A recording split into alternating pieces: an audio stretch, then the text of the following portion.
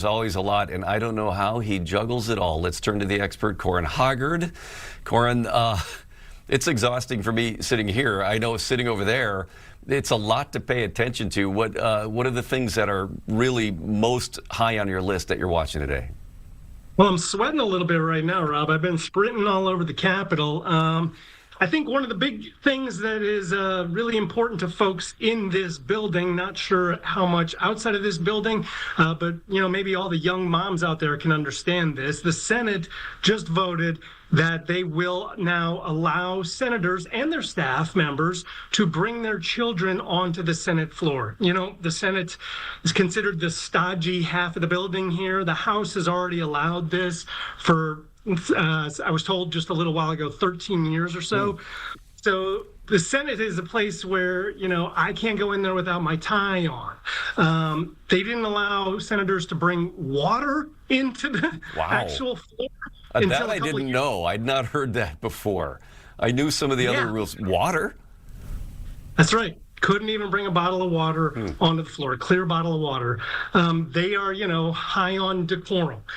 But in just recent times, I'm told 4 of the senators lost the ability to breastfeed because they weren't able to, get off the floor long enough to continue to breastfeed their kids. And it became a pretty staunch concern a couple of weeks ago when Senator Claire Verbatim brought her child onto the floor because she was, in the middle of breastfeeding.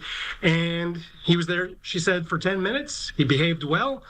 And he got kicked out. And then so Senator Julia Coleman, who is on the other side of the aisle from Senator Verbatim, said, that's it. We're changing these rules. And they did that today. Yeah, and we caught the very end of that here, that we carried the, Senator Coleman's remarks here at the end before the final vote came in. She got very emotional as well, saying that, she can't believe that something that just seemed so logical took up such an inordinate amount of debate time in the floor session.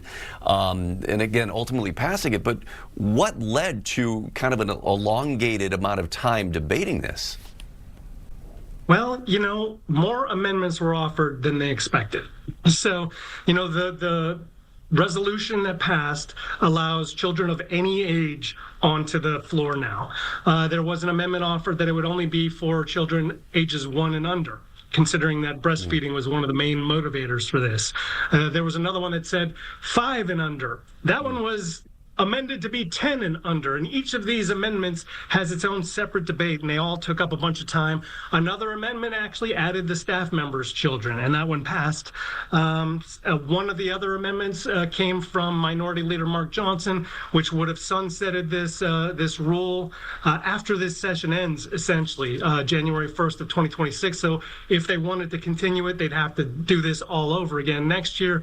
That one did not succeed, but they can change the rules every year. So if they do find that this is, for some reason, something that they don't want to continue, they can do that next year. Yeah, but you'd think that, again, they just talk to their colleagues over in the House and say, well, they continue to do it every year. Apparently it hasn't been a problem. Yep, and there are some senators with a unique perspective, somewhat. They served in the House first, and then they came over to the Senate. So even Senator Erin May Quaid, she was one of the main proponents for this bill. She served in the House previously. She now has, young kids that she didn't have at the time, and a different set of rules. Senator Kerry Heintzman was one of the Republicans who was strongly supporting most of what happened here.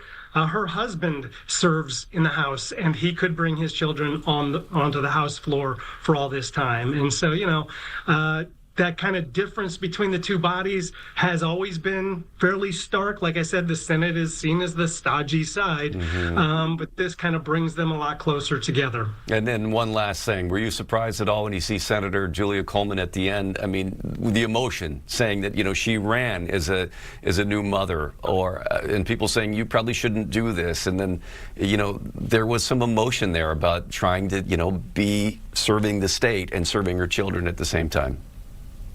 Yeah, I mean, a point that I don't think I heard from her, but from one of the other senators, Susan Pah, was that they're the only ones who actually have to be there on the floor to cast their ballots. They can't be somewhere else. They cannot, just go somewhere else and vote remotely without, meeting some very strict criteria. So they absolutely have to be there.